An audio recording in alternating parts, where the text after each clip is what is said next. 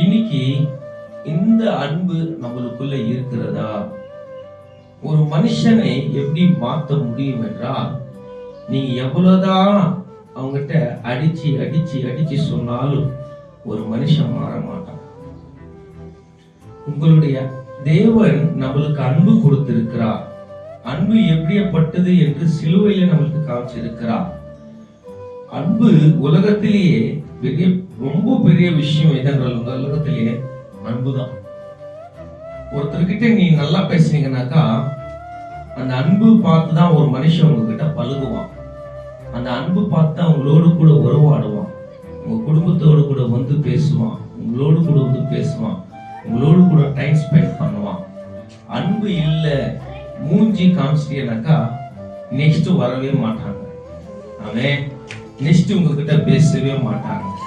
Next அந்த நேரத்தை உங்களோட கூட செலவு பண்ண மாட்டாங்க. அதுதான் தேவன் சொல்கிறார், பிரியமானவர்களே ஒருவரில் ஒருவர் அன்பு கூற வேண்டும். அன்புதாங்க ரொம்ப ஸ்பெஷல்.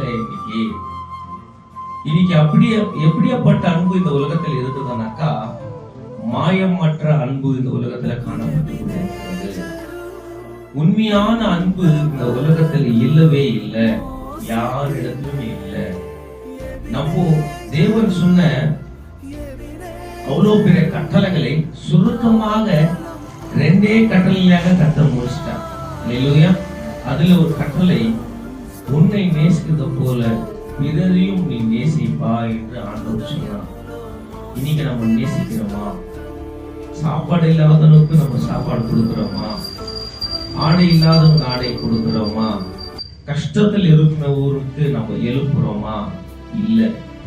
ஆனா பேருக்கு மட்டும் அன்பு காட்டுற மாதிரி நம்ம நடிக்கிறோம்.